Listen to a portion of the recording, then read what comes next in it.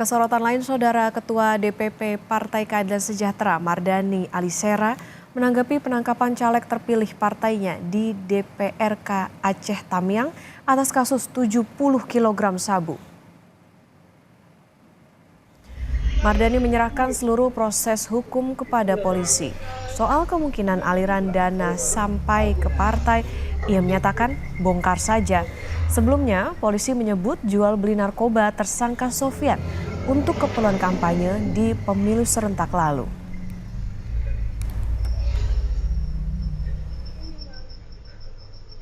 Ada ini bawa ke kepolisian karena narkoba sesuatu yang sangat berbahaya. Buat PKS ngerokok aja enggak gitu, yang ini jualan narkoba. Ya ini jadi masukan bagaimana menata caleg yang mungkin dari luar ketika bergabung dengan kita. Kan kabarnya sempat ada yang bilang, oh jangan-jangan nih duitnya ngalirnya ke partai juga nih, itu gimana tuh? Bongkar aja, dibongkar aja. Tapi malah itu wajib untuk dibongkar dan wajib untuk ditelusuri. Tersangka dijerat Undang-Undang tentang Narkotika dengan ancaman minimal 6 tahun dan maksimal hukuman mati. Polisi juga akan mendalami dugaan aliran dana dari hasil peredaran sabu termasuk ke partai.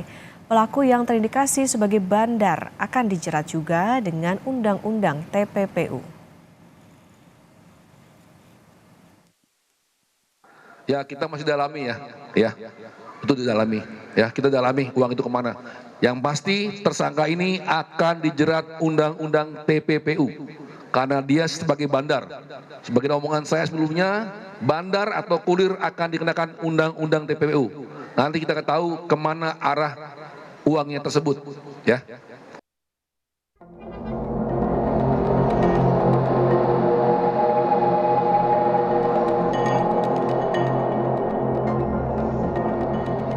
Seorang caleg terpilih Dewan Perwakilan Rakyat Kabupaten Aceh Tamiang bernama Sofyan dari Partai Keadilan Sejahtera ditangkap polisi terkait kepemilikan narkoba jenis sabu sebanyak 70 kg. Sofyan ditangkap saat tengah berbelanja pakaian pada Sabtu 25 Mei lalu. Pelaku diduga terlibat jaringan gembong narkoba Freddy Pratama. Bahkan ia sempat melarikan diri dan sembunyi 3 minggu di wilayah Aceh hingga ke Medan. Atas kasus ini, pelaku akan dipecat dan segera digantikan. Dan tentu saja yang bersangkutan sudah diproses dan akan dipecat ya dari caleg terpilih. Dan tentu ini sesuatu yang tidak kami hendaki. Kami juga tidak mengetahui secara persis kegiatannya selama ini. Tapi ya kami berterima kasih kepada para penegak hukum ya, dan mudah-mudahan ini menjadi pembelajaran bagi PKS dan juga partai-partai lain terkait dengan sindikat peredaran gelap narkoba. Jadi secara administrasi dia sudah diproses untuk diganti. Komisi Independen Pemilihan atau KIP Aceh mengatakan proses penggantian status caleg terpilih harus menunggu hasil keputusan pengadilan yang telah berkekuatan hukum tetap. Saudara Sofyan yang caleg PKS ya kami menganggap dia masih sebagai caleg terpilih. Karena untuk proses pergantian itu ada mekanisme.